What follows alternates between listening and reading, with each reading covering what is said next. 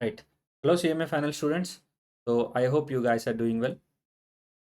Welcome to the perfect MCQ discussion session of CMA final paper 13, Corporate and Economic Laws, where I'm going to discuss top 50 MCQs handpicked from the Institute textbook. So why I'm calling this MCQ session as a perfect MCQ session?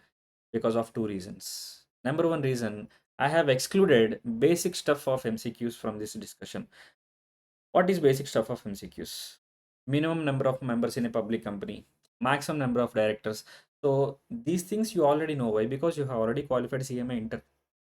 So if I added that MCQ discussion to this session, it will give you a lengthy video. I don't want to waste much of your time. So that is why top 50 MCQs I have carefully handpicked from ICMA textbook and I'm going to discuss here. And the second reason is I'm going to discuss the wrong options also.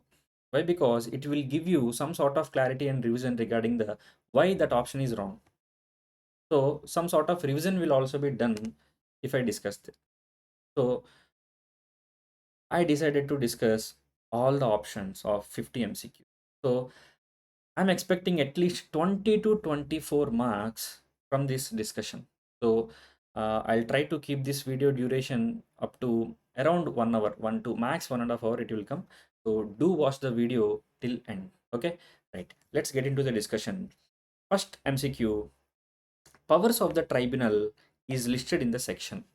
So at CMA final level, examiner sometimes expect the students to remember the section numbers also.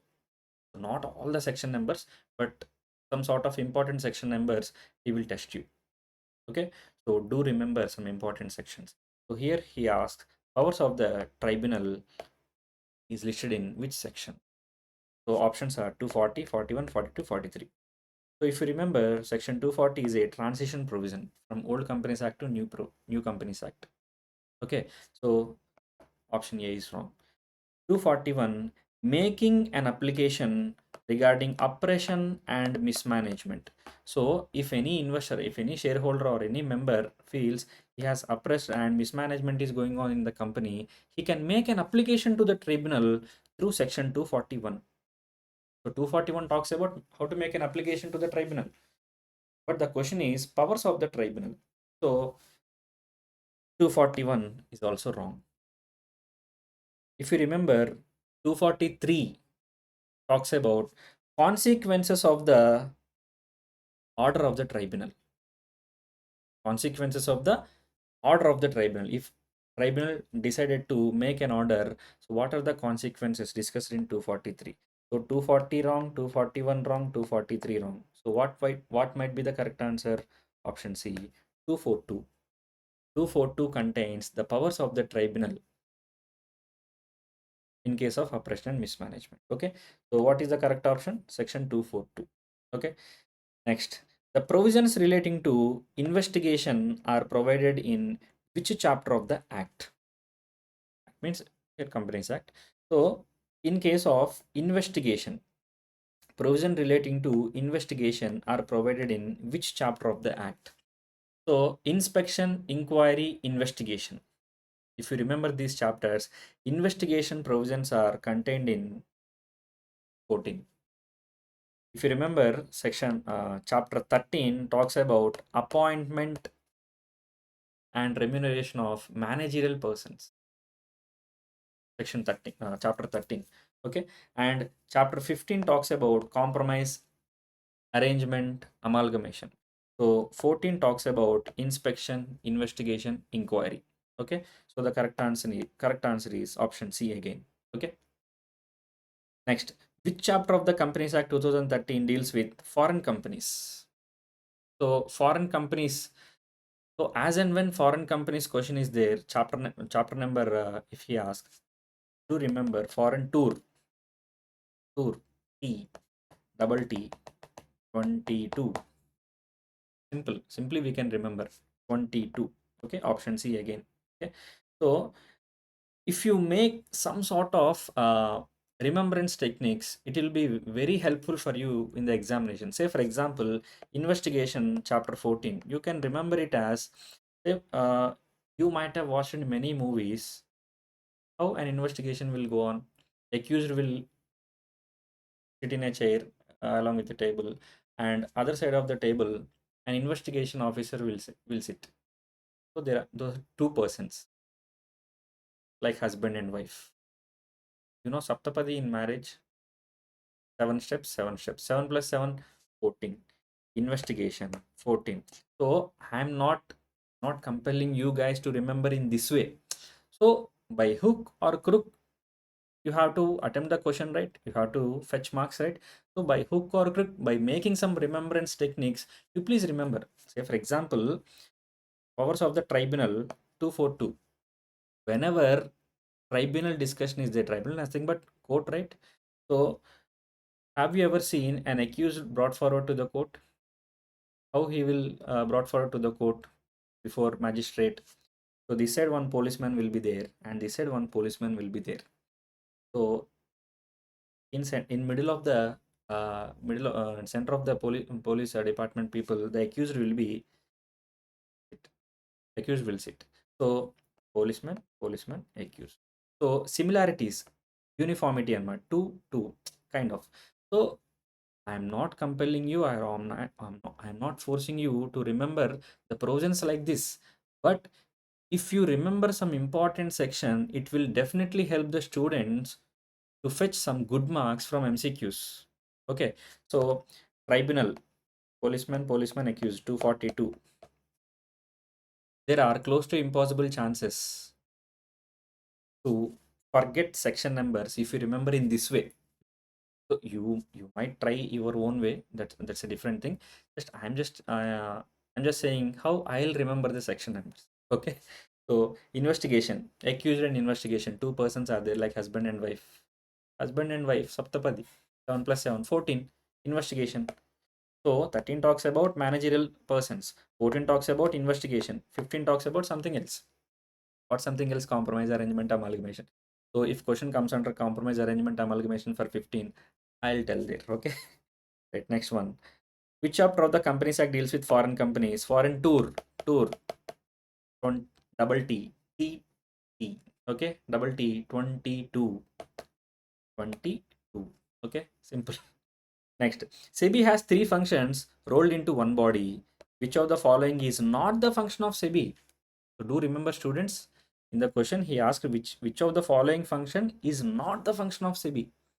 The available options are quasi legislative, quasi judicial, quasi executive, quasi official. So first of all, do you know what is meant by quasi? Hope you know. Why? Because you are studying CMA final. So quasi means unreal.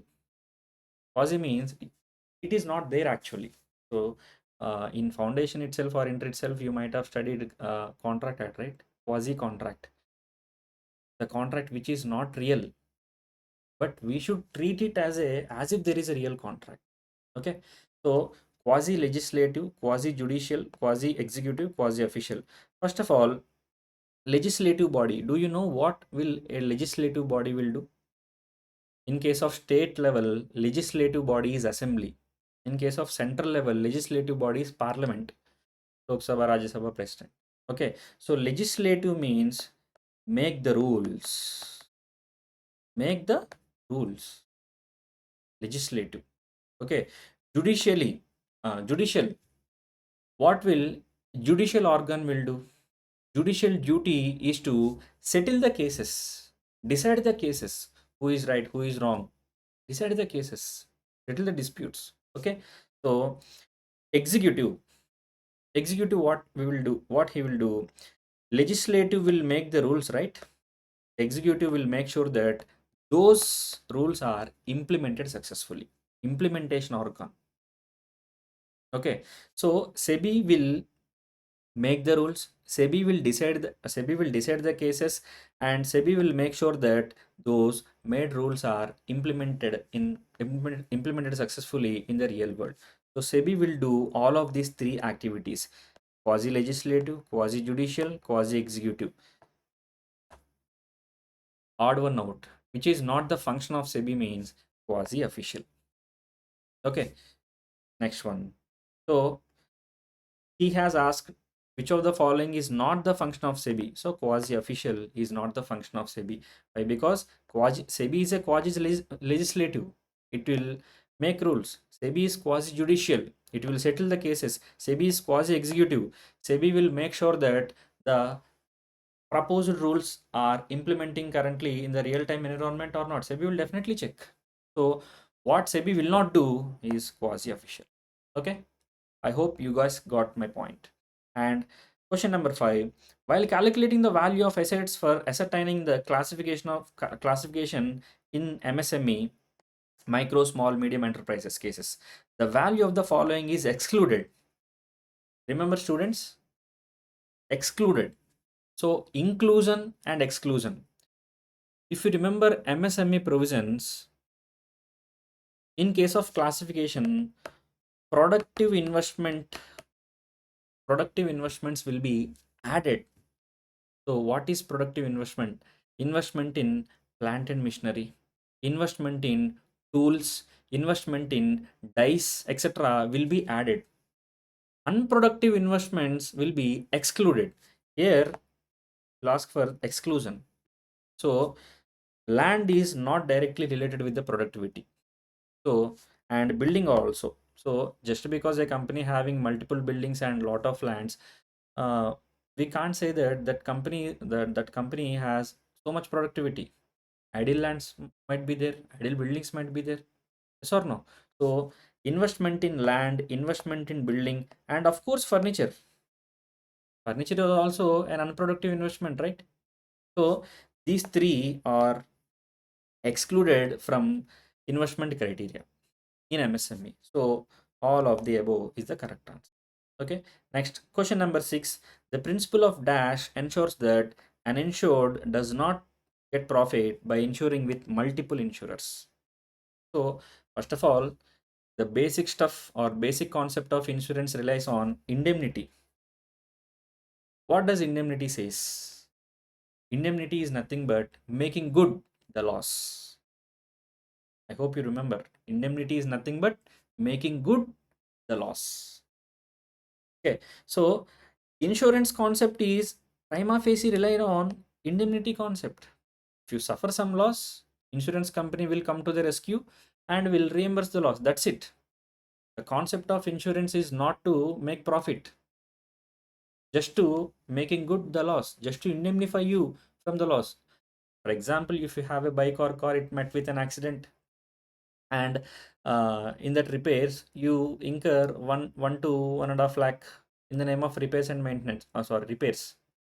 Okay, so now insurance company will come to rescue and it will reimburse that 1.5 lakh only. Okay, so the concept of insurance or the concept of indemnity does not to make profit out of the loss.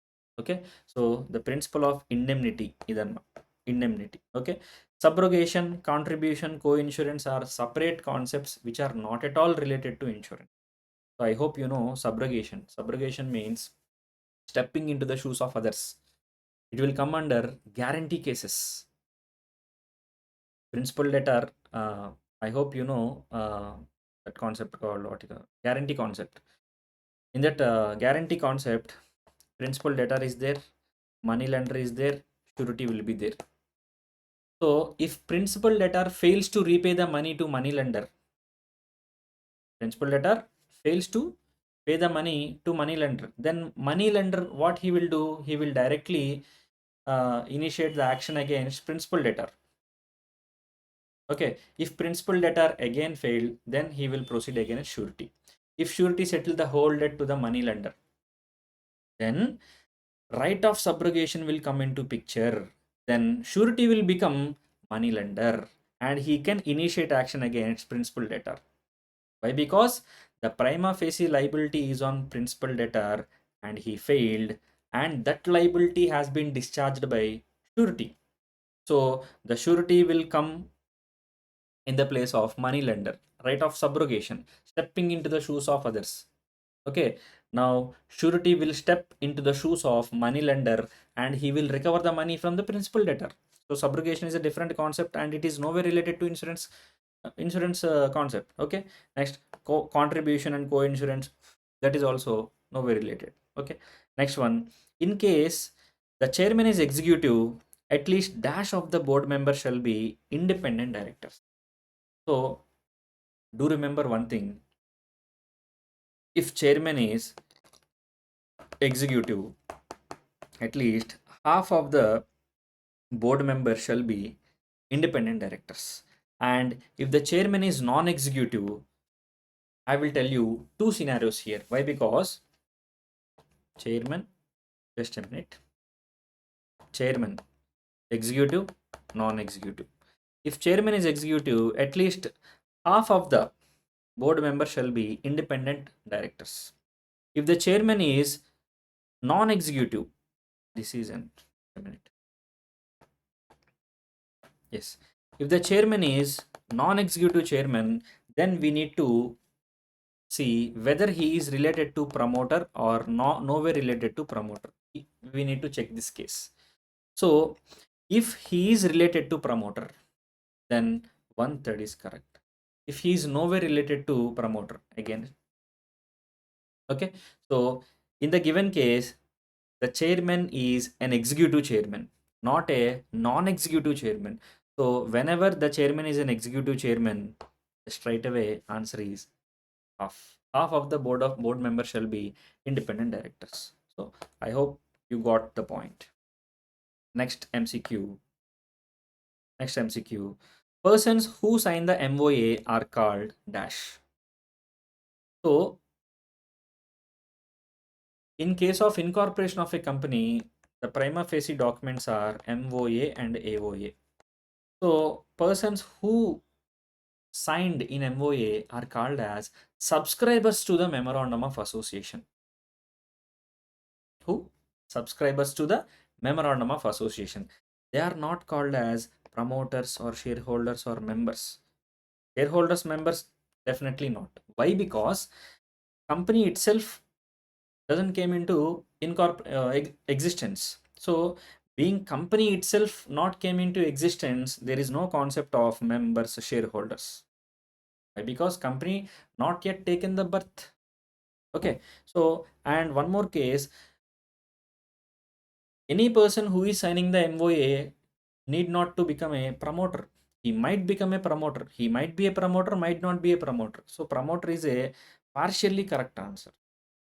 So what is the best answer in the given options is subscribers to the MOA. So persons who sign the MOA are called subscribers to the MOA. Okay, option C is correct.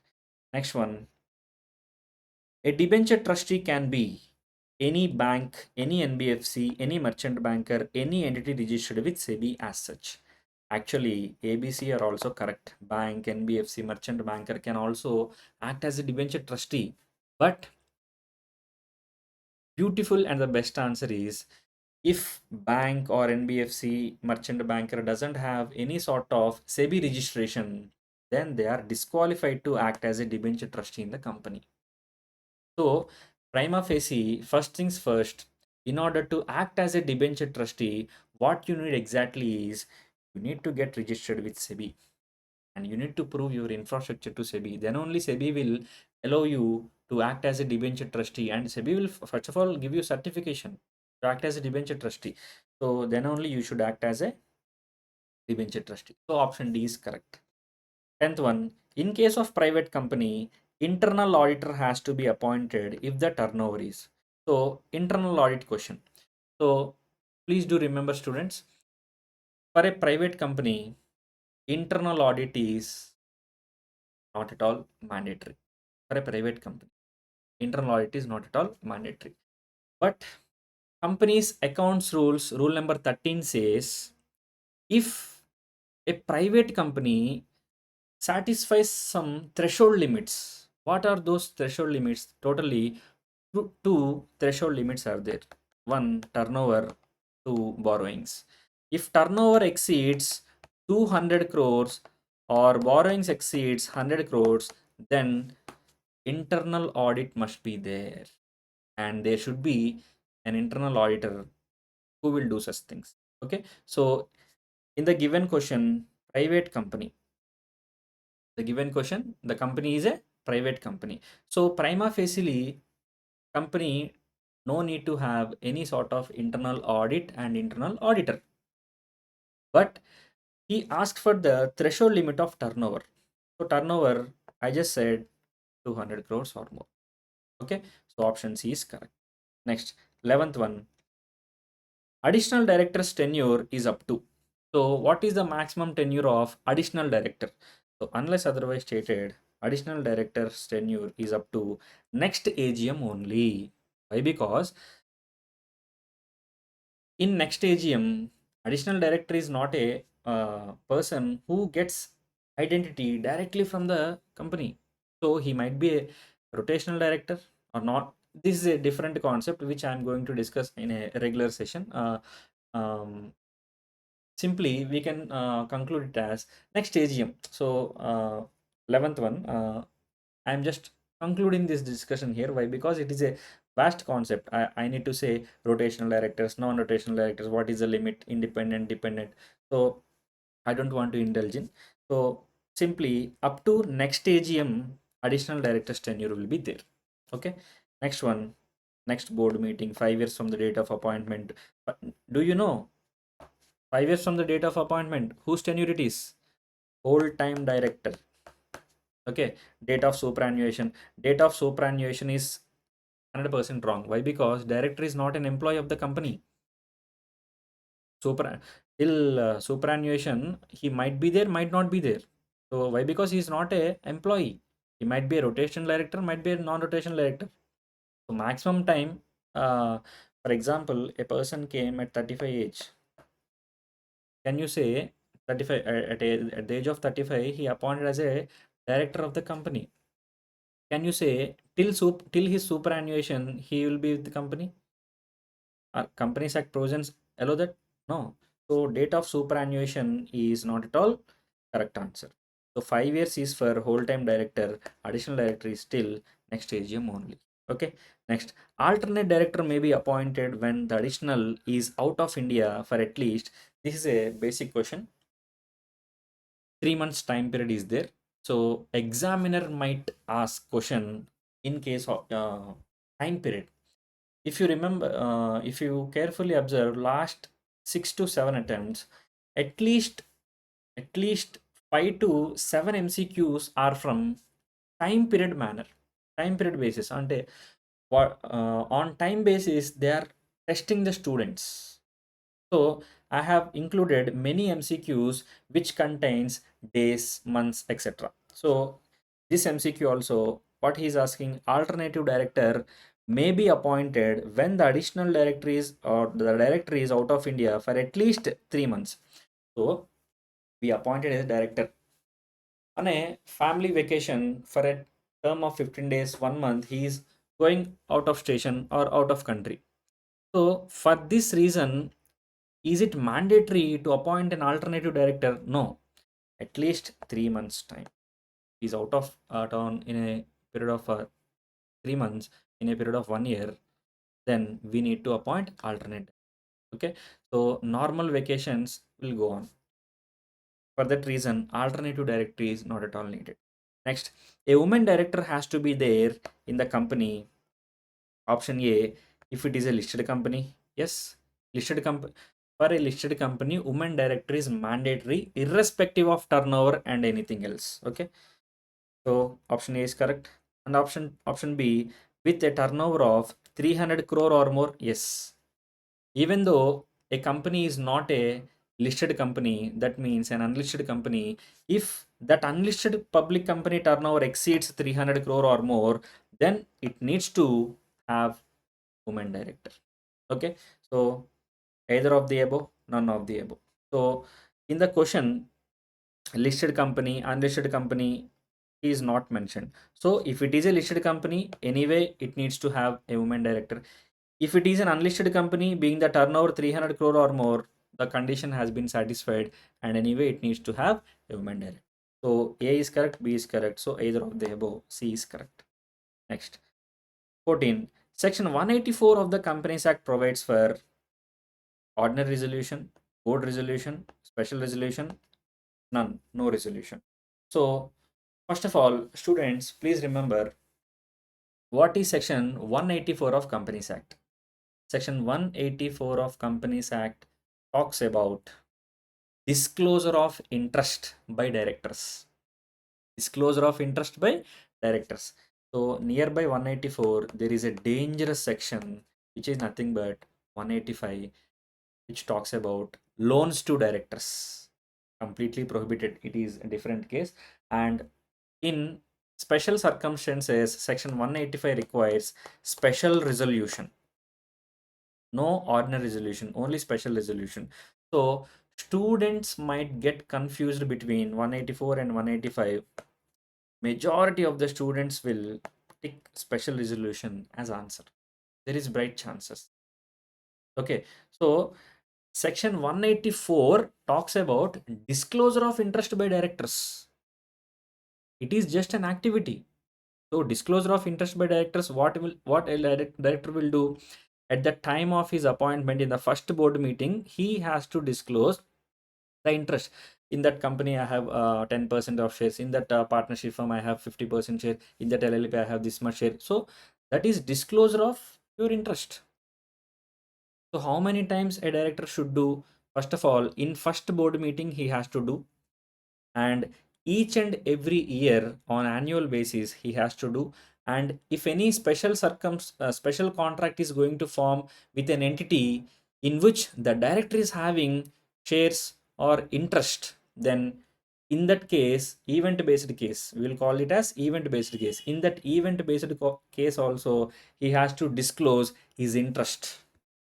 So section 184 talks about that disclosure of interest. Section 184 requires no resolution. Section 184 says that directors impose an obligation on the directors to disclose the interest. It will not talks about any sort of interest, any sort of resolution. Section 185 talks about resolution, special resolution. So student might get confused between 184 and 185. Why? Because they don't remember section numbers that much easily. So special resolution, 90 to 95 percentage of students will choose option C as correct answer. But the actual correct answer is none. Why? Because section 184 does not will not talks about resolution. Section 184 talks about disclosure of interest by directors. Disclosure of interest by directors. So option D is correct. So section 184 talks about no resolution. A, B, C are wrong. D is correct. Next one, independent directors are not entitled to get. So independent directors are not entitled to get. So which of the following will not be entitled to get by independent directors? So sitting fee, independent directors are allowed to get sitting fee. Reimbursement of expenses, yes, they can take the reimbursement of expenses, whatever they incurred for the business purpose, they can take the reimbursement. Stock option, yes, stock option, they are not allowed to take stock options. Why? Because ultimately they will be converted into equity and independency will be affected if they become members of the company. So stock option will not be there, will not be allowed to directors, independent directors. Option D, commission on profit. Yes. Many students again will confuse here. Commission on profit. Students, please do remember, share in the profit and commission on the profit, those are entirely two different things. Share in the profit is like a partner in a partnership firm. So if you actively take part in the work of a organization, commercial organization, that commercial organization will earn some amount in the name of profit and you are entitled to get some profit. This is when it will happen. If you are a partner in a partnership firm, these things will happen. So that is called share in the profit share. So option D talks about commission on profit, not share in the profit. Commission on profit means if company achieves 100 to 150 crores profit, you are allowed to get 5% share in 5% commission in it. If company achieves this much share. So just like income tax basic slabs are there, right? Up to 2 lakh 50, no income tax, 2 lakh 50 to 5 lakh, 5 to 10 lakh, about 10 lakh, kind of that slabs, commission will be decided. So commission on profit. A company can give commission on profit to independent directors. Nothing wrong in it. Share in the profit? No, not allowed. Commission on profit? Yes, allowed. So are you able to appreciate the difference between these two cases? Commission on profit and share on profit, entirely two different things. An independent director is allowed to get commission on profit, not share on profit. Of course, share on profit will not be given to any sort of director. That's a different case. So stock option. So independent director can get sitting fee, independent director can get reimbursement of expenses, independent director can get commission on profit. But independent director is not allowed to get stock option. Okay, so many students will confuse here and put option D as correct one, and see, they will satisfy themselves with saying that stock option na share, equity share is not right, so stock option allowed, or commission not profit not allowed. Many students will write this kind of options. Okay, so please take a note of the note of this 15th question. And 16th one, majority of the audit committee members shall be dash. Majority of the audit committee members shall be independent directors. Then only they will make sure that nothing serious financial fraud will not happen. Why? Because they will frequently meet with auditors, give instruction to the auditor to get the audit effectively done with the company. So if they are executive directors or if they are interested directors, they will place a blind eye to the scams or financial misbehavior which is happening in the company. So if they are independent directors, what they will do? They will act without any bias, without any partiality. So that is why majority members of the audit committee members shall be independent directors. Okay, next one. Sitting fee of a board meetings and board committee meetings shall have to be same, may not be same, shall have to be different, none of the above. So first of all, you have to remember, you have to observe these two cases. What is a board meeting and what is a board committee meeting? So I hope you know, board meeting means majority of the all board of directors who are able to attend, they will come and attend the meeting. Board committee meeting means, in case of board of directors, there are subcommittees are there. Audit committee, nomination committee, remuneration committees, shareholders committee, grievance committee, like subcommittees are there. So whenever board committees are there, they will do frequently meeting, and they will discuss what needs to be done, how it needs to be done, they will discuss. Okay, so board meeting and board committee meeting, entirely two different things. Okay, so the sitting fee of board meetings and board committee meetings may not be same. So there is no hard and fast rule that shall have to be same. If the sitting fee of board meeting is 20,000, board committee meeting might be 15,000 or 10,000, somewhere around like that. So there is no hard and fast rule that if this fees is 20,000, this also must be 20,000. There is no hard and fast rule. So maybe same, may not be same. So option A says that shall have to be same. It should be same. No, wrong. Option C says shall have to be different. It should be different. Who says? Who says it had to be different? Maybe same, may not be same, right? So in the given options, B is best option. May be same, may not be same, right? So B is indicating the better projection.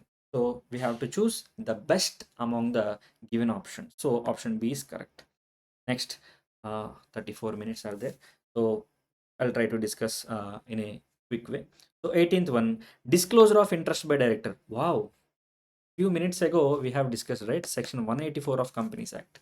So what we have discussed, disclosure of interest by director means he have to do it in a first meeting and on an annual basis and on an event basis. What is event basis? If company is going to form a contract or enter into a contract with a entity or an organization where the director holds some sort of financial interest, some shares or substantial interest, then he need to disclose it.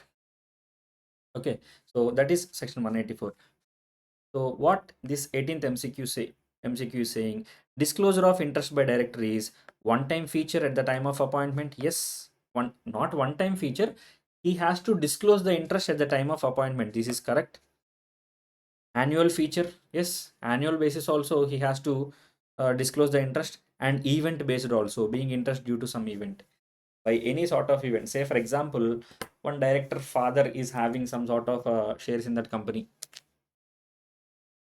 His or her father dies, and on transmission basis the shares acquired by this director. So now he having some sort of interest among the company, right? So at the beginning of the tenure it is not there, during the tenure it is there, and now this company where he is acting as a director, this company is going to form a contract with another company in which the director is having shares. So in that event based agreement, he has to disclose the interest and stay away from that meeting. Not a prohibition, but he should stay away from that meeting. Why? Because he might influence the decision making, right? So that reason. Next. So correct answer is all of the above. One time feature, annual feature, event based feature. All of the above are correct. Next, 19th one. Quorum of a board meeting is dash on total strength of the meeting. The simple, one third of the total number of directors, one third of the total number of directors, or two directors, whichever is higher. Say for example, 12 directors are there, 12 by 3, 4, or 2, whichever is higher. So 4 members, quorum. Okay, like that. Next one. The board report is signed by whom? Board report is signed by MD. Board report is signed by any director. CS, company secretary, none of the above. So Companies Act is clearly saying the board report should be signed by any two directors, and one of the directors should be a managing director. This is rule number one. First case number one. Case number one. So any two directors and one of the directors shall be MD. This is case number one. And there is also another case where the board of directors will authorize the chairman to sign the board report. Then in that case, the chairman will automatically sign on behalf of the board. Why? Because he has got approval from the remaining board of directors to sign the board report. Okay, so in the given options, MD is there, director is there, CS is there, but correct option is not there. Any two directors, right? Any two directors, and one of the directors should be MD. So A, B, C both are failed to satisfy the criteria. So the correct option is none of the above. Okay, next one, 21. Zenith Limited is a company registered in USA and doing business in USA. Okay, nowhere related to India. Zenith is Zenith is a company registered in USA and doing business in USA. Nowhere related to India. And as per Indian law, this is a foreign company, not a foreign company. First of all, you should know the definition of foreign company. Foreign company is a company which is incorporated outside India and now came to India having a business connection or having a place of business in India. Then only it will be termed as a foreign company. So just because you have incorporated outside India, we will not term you as a foreign company. What is the necessity of Companies Act 2013 to define foreign companies? For example, a company is incorporated in Germany and operating in Germany. Why Companies Act needs to define that company? So foreign company is a company which is incorporated outside India and now came to India to have a business connection or have a business place in India. Then only you will be termed as a foreign company. Clear? So foreign company by definition itself, it is incorporated outside India and should have a business connection or place of business in India. Then only it will be termed as a foreign company. Here, Zenith Limited is incorporated in USA and having business place in USA itself. It is nowhere related to USA. So as per Indian law, this is a foreign company. No, option A wrong. This is not a foreign company. Yes, B is correct. And C, it will be a foreign company once it starts business in India. Yes, I just said no. If you incorporate outside India, we will not define you. Companies Act will not define you. Companies Act defines foreign company as a company which is incorporated outside India and now coming to India to have a business connection. Then only you will become a foreign company. So option B is correct and option C is correct. So both 2 and 3 are correct. 2 and 3 right, not B and C are correct. Okay, next one. The financial statements are to be filed with the registrar ROC within 60 days, within 15 days, 31st October, 30 days of AGM, 60 days of AGM. What is the correct answer? I just told earlier, if you have analyzed last 5 to 6 or 6 to 7 attempts, there are numerous questions, numerous MCQ questions which examiner is testing final students regarding time period based questions. Okay, so please do remember that the financial statements are to be filed with the registrar within 30 days of AGM. Okay, next 23. The adjudicating authority in case of personal insolvency is, please do remember, in case of corporate insolvency, it will be NCLT. In case of personal insolvency, it will be DRT, Debt Recovery Tribunal. DRT. Okay, RBI and SEBI has no way relation with insolvency cases. Okay, so DRT. 24. The insolvency bankruptcy code applies to whom? Bank, insurance company, asset management company, none of the above. Actually, insolvency bankruptcy code will not be applicable to FSPs. FSP matlab, FSP means financial service providers. Financial service providers. A bank and insurance company and asset management company. You might have listened mutual fund, right? There is no big difference between mutual fund and asset asset management company. So all are same. So bank, insurance company, asset management company, all are same.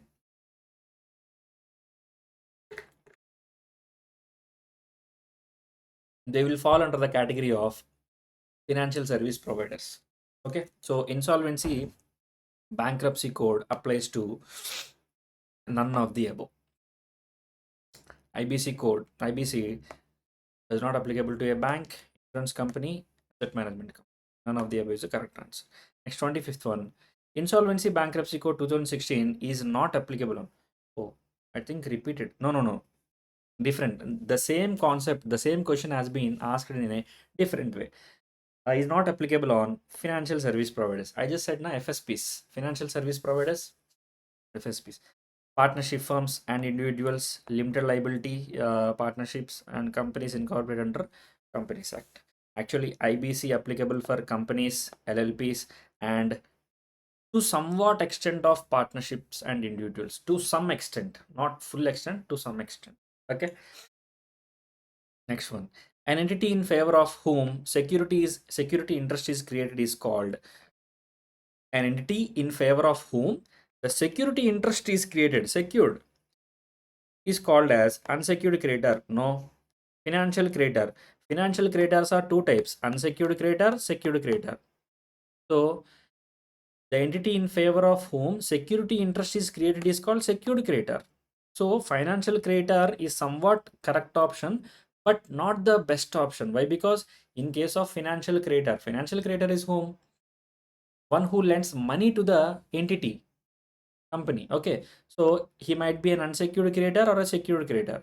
So operational creditor, secured creditor. Yes, secured creditor. Option D is correct. Option C, operational creditor. Do you know who is an operational creditor? Operational creditor is a creditor who lends other than money, like goods and services given on credit. He will be called as operational creditor. Operational creditor. So an entity in favor of whom security interest is created is called secured creditor. Option D is correct. 44 minutes. Next, 27. With the introduction of IB code, insolvency and bankruptcy code, following laws have been repealed. Obviously, Chapter 19 and Chapter 20 of Companies Act 2013 has been repealed. Part 6A, Part 7 of 391 of Companies Act 1956 has been repealed. SICA Act, Sikh Industrial Companies Act. SICA means Sikh Industrial Companies Act 1985 have been repealed. All of the above. Option D, all of the above. Section 28, shifting of registered office from one state to another state would require. Please do remember, shifting of registered office from one city or town or village, and within that city, within that town, within that village requires no one's approval, ROC approval, that no one's approval is needed. But shifting of registered office from one state to another state requires definitely special resolution from your members, and you need to take their approval from RD, regional director. This regional director is nothing but central government, nothing but central government. So in the given case, special resolution only, special resolution, central government approval, only central government approval, only board approval. Only board approval is required in case of city or village. Within that city, within that village, or within that town, only board approval is sufficient. But one town to another town in the same state requires special resolution. Okay, but here one state to another state requires special resolution from your members and central government approval also. Central government is nothing but RD, regional director. Okay, 29. The three P's of a triple bottom line are triple bottom line CSR, in direct CSR concept, three P's, which are nothing but planet, people, and profit. Planet, environmental aspect, environmental responsibility aspect; people, social responsibility aspect; profit, economic responsibility aspect. We need to balance these three activities, and we should be responsible. So if you give entire credit, entire priority to the planet, then economical responsibility will be damaged and shareholders will be dissatisfied. Okay, so if you give entire responsibility, entire attention to profit, then sustainable development will be questioned. So that is why you need to give equal importance, three P's of triple bottom line: planet, people, profit. Planet for environmental responsibility, people for social responsibility, profit for economical responsibility. Okay, 31, 30. Which out of the following would not amount to sustainable development activity? Would not amount to. So the following would not amount to sustainable development activity. First one, rainwater harvesting. It will protect the groundwater level, so it is a sustainable development activity, rainwater harvesting. Okay. Second one, paddy cultivation. Yes, paddy cultivation is not a sustainable development activity. Why? Because due to paddy cultivation, lot of negatives are there.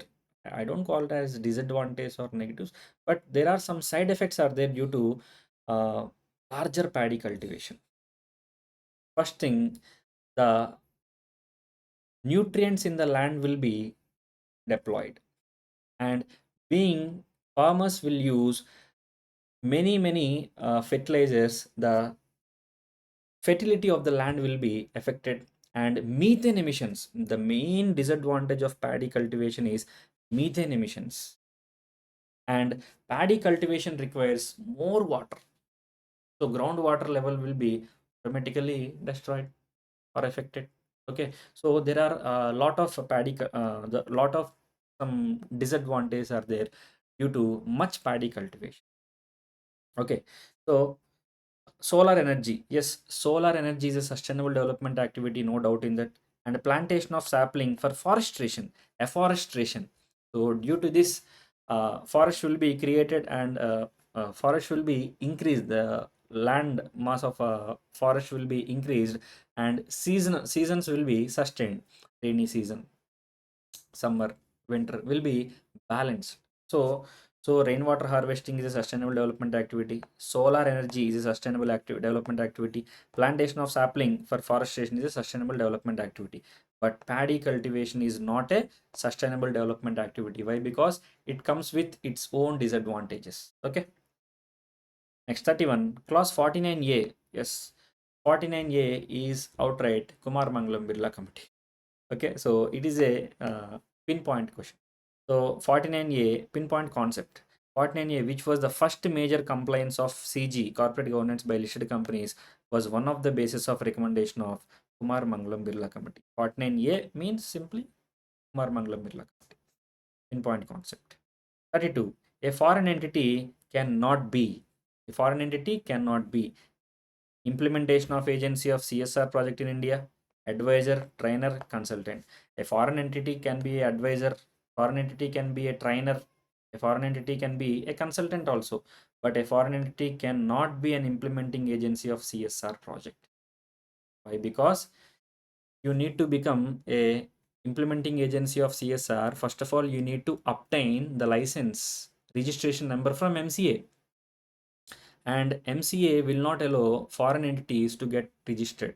MCA will allow only Section 8 companies, trusts, some sort of societies only to get registered as a CSR implementing agency. For MCA will not allow foreign entities to become an implementing agency of CSR.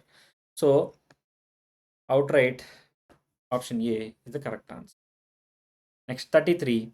Every CSR activity is ultimately for the company? No, not for the company. For the government, naam ke vaste, being government is backing you, you are going to do CSR activities? No. CSR activities ultimately for the implementing agency? No, no, no.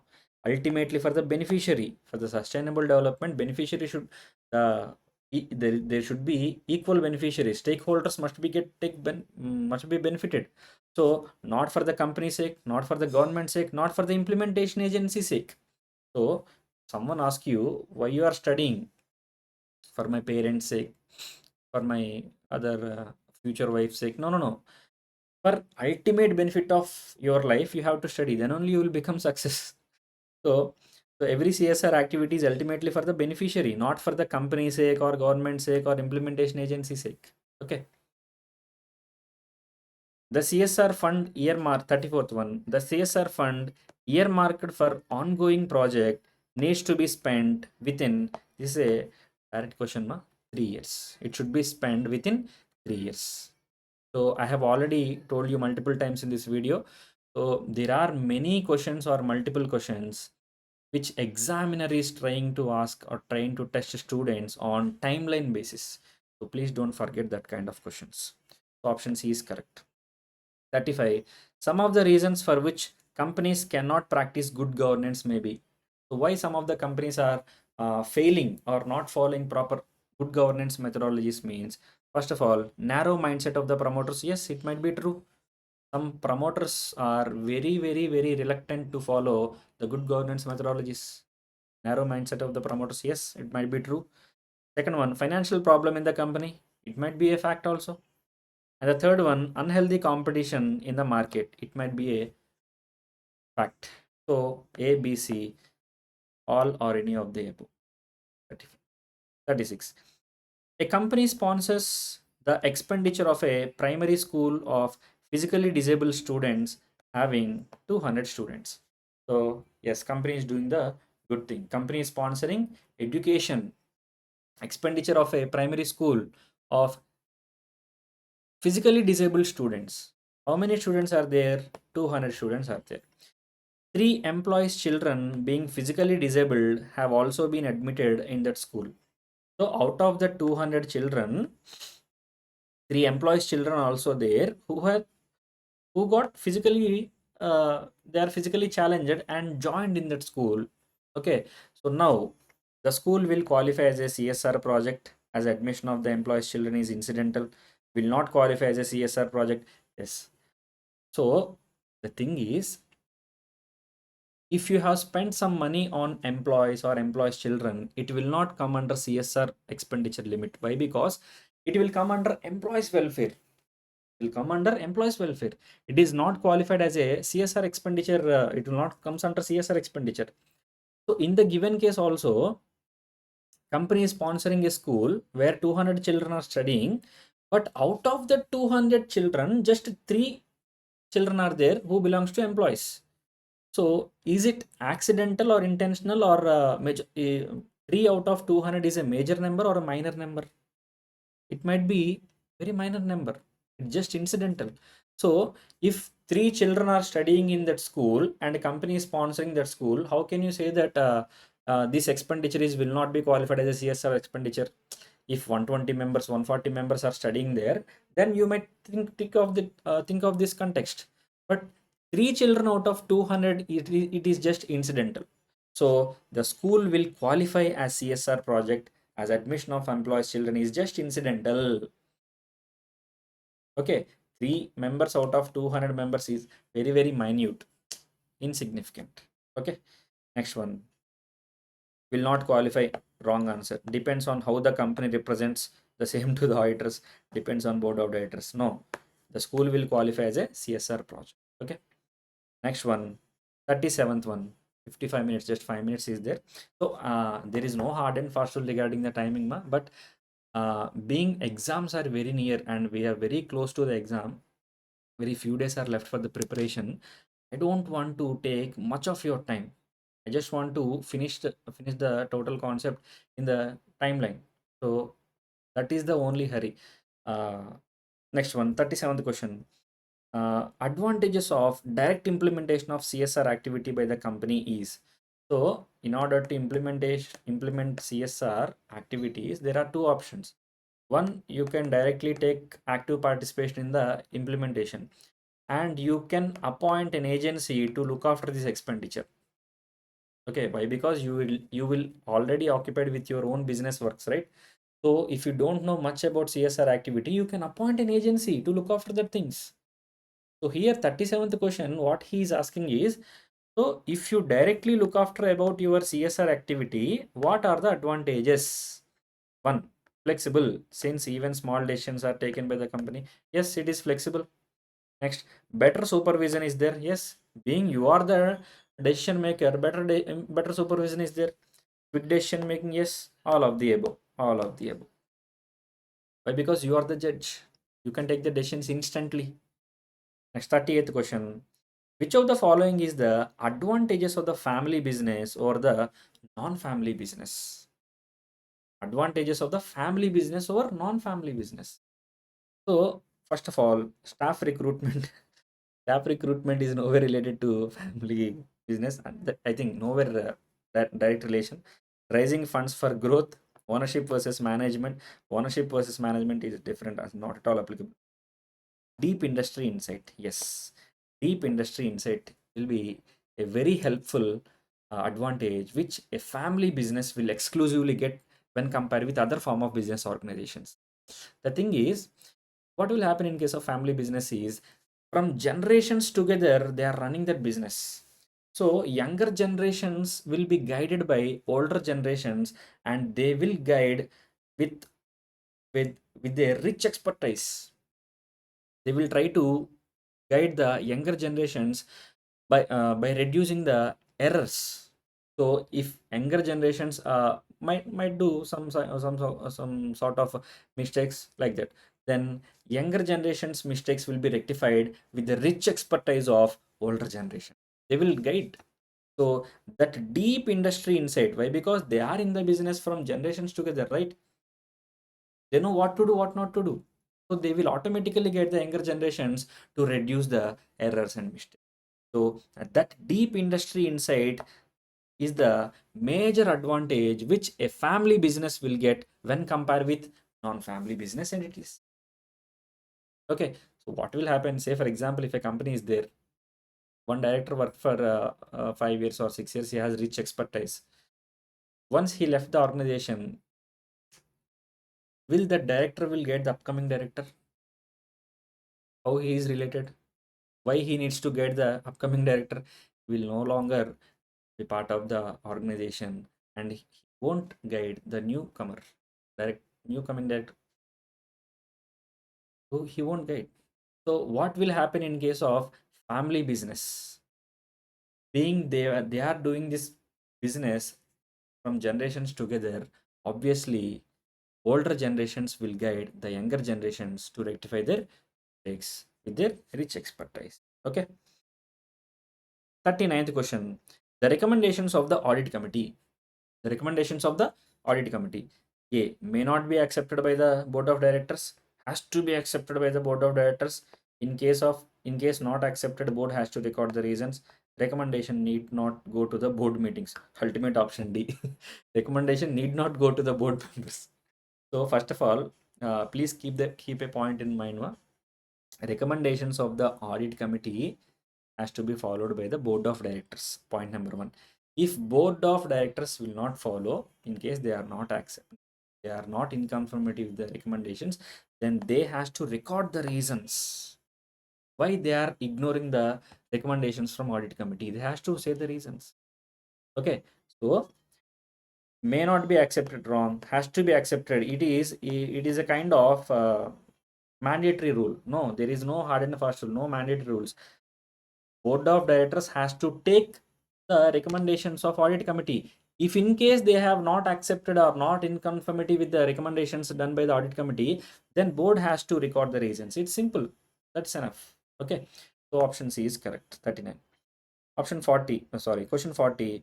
At the time of IPO, initial public offer, the issuer means the company which is issuing the shares to the public or securities to the public.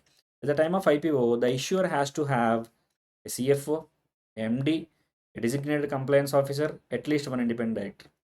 So having a CFO, having an MD, having at least one independent director are not hard and fast rules.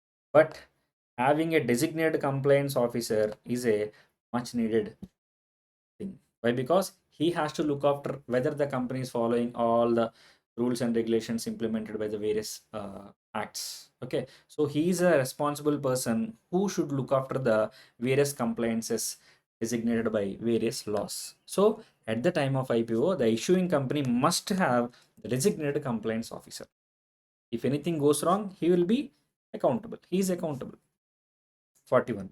Unfair competition under Competition Act 2002 means adoption of practices wise collusive price fixing, allocation of market, discriminatory pricing, all of the above. All of the above. Why? Because what is meant by collusive price fixing? Players in the market will come together and form a cartel kind of thing, and they will fix the price, and they will decide to not to sell the products beyond the below level. So beyond the, say for example, all cement manufacturing company come together and place a cartel and decide among themselves that we should not sell a cement bag, 55 kg cement bag, less than 400. Then automatically any brand of cement bag will cost more than 400, right? So that is called as collusive price fixing. It is anti-competitive practice. That is not at all. That is unfair competition practice. It is illegal and prohibited as per Competition Act 2002. So collusive price fixing, unfair competition methodology. Second one, allocation of markets. Allocation of market means players in the market share among themselves. Say, for example, you take North India, I'll take South India, that person will take East India, kind of things. So, geographically, they will share the markets, allocation of markets. That is also not allowed. Discriminatory pricing. This is also unfair competition practices. So, all of the above is the correct answer. 41. 42. Any person aggrieved by any order of competition appellate tribunal may file an appeal to the Honorable Supreme Court within 60 days. I have already said multiple times in this session, Amma. Time-based questions are very important, and there is bright chance that these kind of questions will come directly into examination. Okay, 60 days. 43. Eligible borrower can rise up to dash million US dollars through ECB in automatic route. So eligible borrower can raise up to $750 million through ECB, external commercial borrowing. $750 million. Okay, so this is a outright slab. Next one, 44. Total maximum remittance during a financial year under LRS scheme. Liberalized remittance scheme. LRS scheme means what, ma? Liberalized remittance scheme. LRS scheme, in case of LRS scheme, the limit is $250,000. How much is the limit? LRS scheme, $250,000. Next one, according to Banking Regulation Act 1949, no banking company shall pay dividend on its shares until depreciation is fully written off, capitalized expense have been completely written off, bad debts, contingent liability. So the thing is, option B is correct. Unless and until all capitalized expenses have been completely written off, no banking company, according to Banking Regulation Act, will pay dividend on its share. So only after the capitalized expenses are completely written off, then only a banking company is eligible to pay dividend on its shares. Okay, option B is correct. 46. In case of insurance company, dash percentage of assets. This is also very important number. So 25 percentage of assets have to be remained invested in government securities.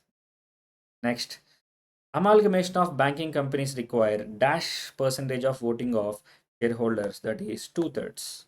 Two-thirds of, yeah, in order to proceed with amalgamation of banking companies require two-thirds of voting from shareholders. Next, 48th one. Which among the following is not an offense under IT Act, Information Technology Act? So not an offense. First of all, tampering with computer source documents. Tampering is an offense. Hacking is an offense. Misrepresentation to controller or certifying authorities. Yes, CCA. So if you have furnished false information or incorrect information, or you have intentionally or unintentionally misrepresented CCA, that is a offense. CCA. In order to obtain license, many people will do the same. So making a faulty contract. So making a faulty contract is not an offense under IT Act. So contracts will come under Indian Contract Act 1872. So how making a faulty contract will come under IT Act offense? Offense under IT Act? No. So option D is not an offense under IT Act. 49th one.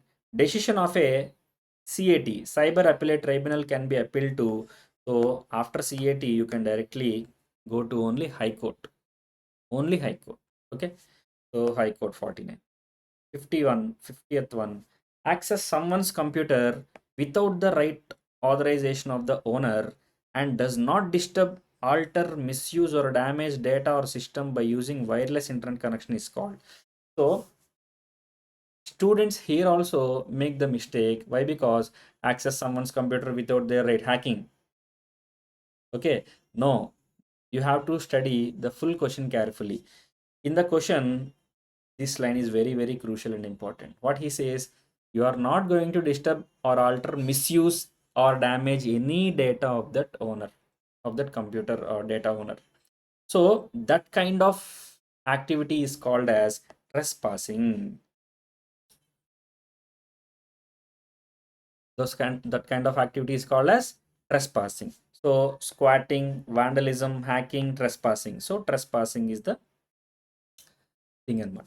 So squatting, squatting means having illegal possession of someone's property. Squatting. Okay. So hacking, I have already said, misuse information without their approval, and trespassing. So trespassing is you are not going to disturb or not going to alter or not going to misuse. You just accessed that information and came back. Trespassing. Okay. So this is all with top 50 MCQs of paper 13 corporate and economic laws. So I hope and I wish all the best for your upcoming examinations. I think I have crossed the timeline. 1 hour 8 minutes is there. I told you guys to I'll finish the video within 1 or around 1 hour. So 8 minutes extra I have taken.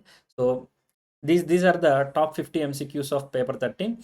I wish you all the best for your upcoming examination. Hardly 3 to 4 days are there. So I hope I created some sort of value addition in your MCQs preparation. So meet you guys in the next video. Thank you.